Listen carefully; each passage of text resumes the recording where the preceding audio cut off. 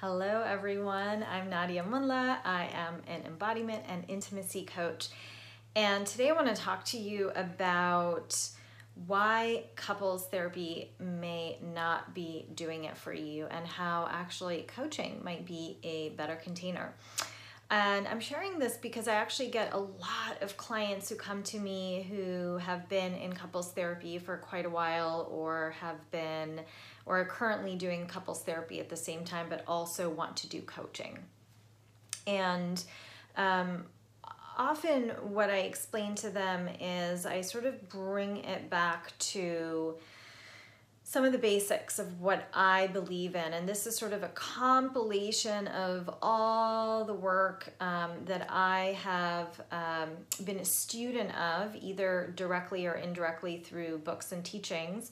And that is the idea that essentially a relationship, in my opinion, is based on two pillars. And that is the pillar of resonance and the pillar of polarity. And I'll speak to what that means in a moment.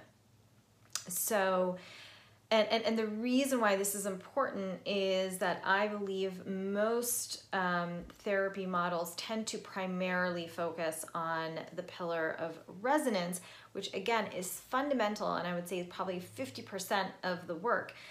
But often what's missing is the pillar of polarity, and that isn't always necessarily so addressed in the therapy model, simply because that's not part of the model. So let's talk about what actually resonance and polarity means. So with resonance, resonance is all about the idea of resonating on the same frequency, right? So when we think about our partner as our best friend, our partner as our equal, our partner as this other human that we love, we are really working on the resonance pillar here. When we talk about communication skills and our ability to have challenging conversations, to speak our truth, to have our boundaries, and to do so in a beautiful, clean, non-violent framework is one of resonance. That's when we are working on resonance. And again, this is often what we do in couples therapy or therapy, right?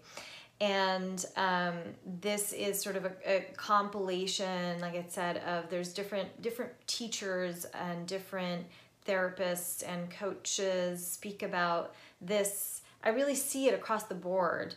But everyone refers to it a little bit different. So if anyone's familiar with Esther Perel's work, she speaks about it in reference to intimacy versus, erotic energy. And I've had some of my teachers also speak to this as, love versus fuck energy. And there's a few other ways in which this is described, but I've found across the board in all the teachings that there always is these two different, essentially, pillars here. And so often we roll up our sleeves and the focus primarily becomes about, okay, the resonance, the communication, the getting on the same page, this sort of energy. And we are often, what's left in the dark is the piece that we're usually going to therapy for, which is, this has become like this, I'm not really, like, I'm sort of just unattracted to this person. I love them, but I'm unattracted to them, or just feeling stale in this long-term partnership, or, in some cases, we skew fully into the polarity piece and don't have the communication piece. So it really depends, right, from person to person.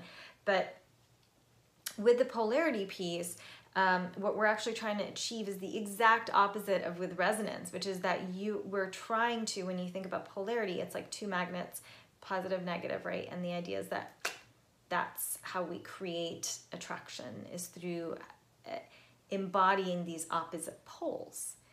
And so some people might refer to that as masculine, feminine energy, alpha, omega, yin, yang. Like, it doesn't really matter. The point is, the idea is you're essentially vibrating on very different frequencies, and that will automatically create, just based on universal physical law, will create an attraction, right? Versus resonance, like if you have a positive and a positive or a negative and a negative, It's really hard to get those magnets together, pretty much impossible. So we need to be having both, and we often just forget the second piece around polarity.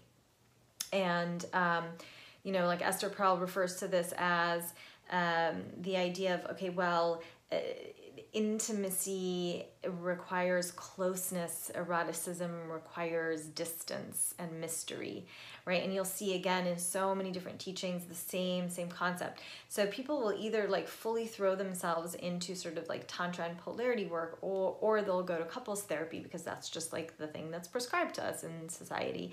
And what they don't realize is actually we need an integration of both. It is just as important to have good frameworks for having, you know, challenging conversations, as it is to really cultivate, okay, what essence, what polarity do I want to primarily embody most of the time, so that we can naturally create a magnetism, an eroticism, and a level of attraction in our relationship.